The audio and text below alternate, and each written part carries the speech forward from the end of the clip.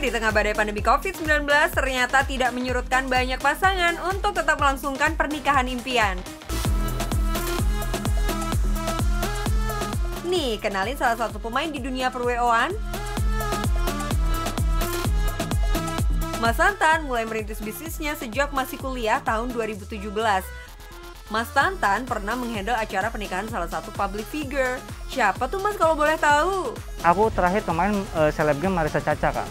Jadi kebetulan dari awal tahun 2020 ya. 2019 sorry.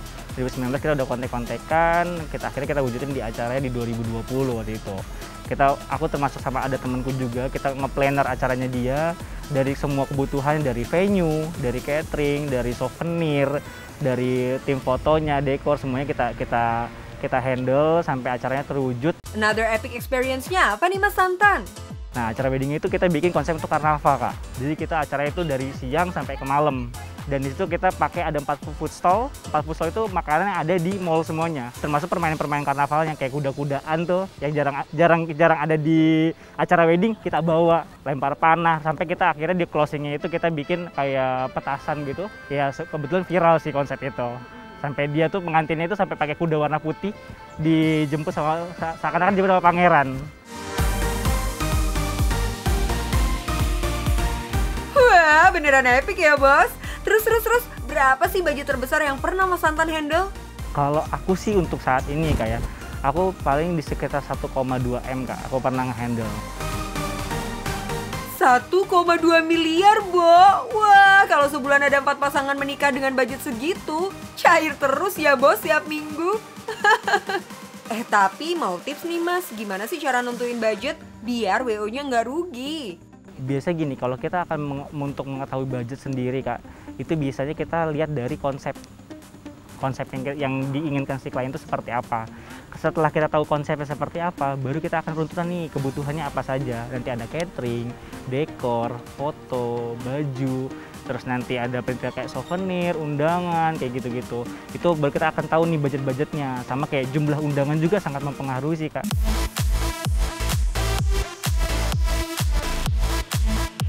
Kenapa sih Bos Tantan yakin banget mau terjun di bisnis WO ini?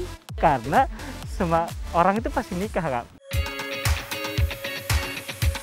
Selain cuan lebar, ada 2 alasan lagi nih Bos. Kenapa Mas Tantan mantap fokus di bisnis ini?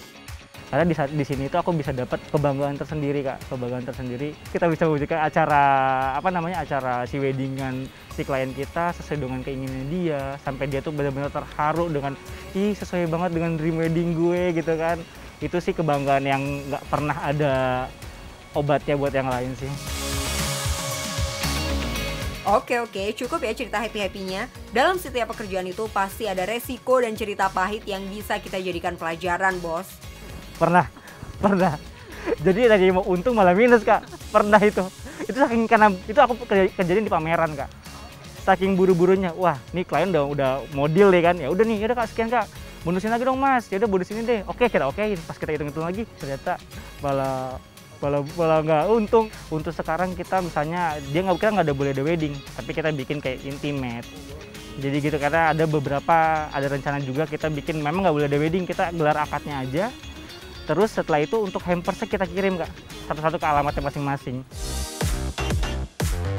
Kuncinya agar cuan tidak berhenti menghampiri, kita harus mampu beradaptasi pada setiap perubahan dan situasi ya bos. Catet! Tapi yang paling bikin deg-degan, acara outdoor tapi hujan datang tanpa diundang. Nah, sebagai wedding planner, kamu dituntut jadi problem solver. Harus punya plan from A to Z.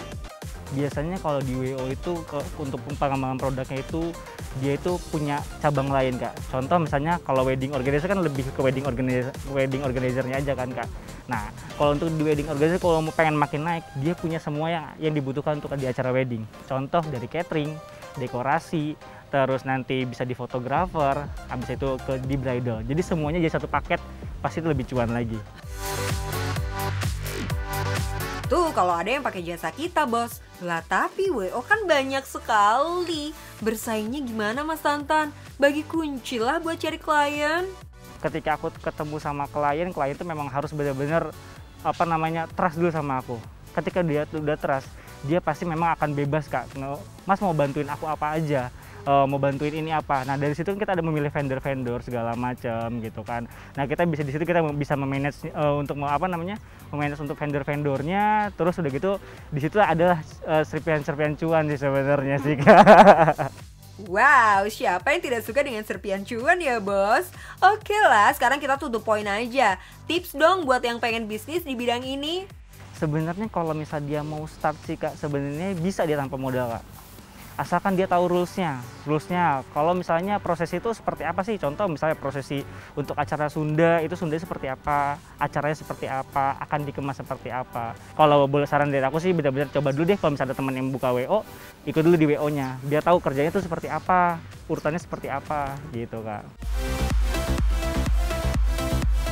Yuk kita simpulkan sekali lagi ya bos. Pertama, menjadi wedding planner ternyata bisa low budget alias modal kecil. Kedua, bentuk tim yang solid, nggak perlu banyak-banyak, yang penting efisien dengan apa yang mereka kerjakan. Ingat, WO ini bisnis jasa yang butuh kepercayaan dari klien. Selanjutnya aja kerjasama banyak vendor. Lumayan kan bisa cuan juga dari sini. Lanjut lagi buat paket-paket konsep pernikahan yang menarik, kualitas terbaik, dan harga yang bersaing. Kalau bisa harga lebih murah tapi kualitas kita lebih dari orang-orang yang mahal. The last, ini yang paling penting bos, bikin budgeting yang bener. Jangan sampai rugi. Karena yang penting cuan bos.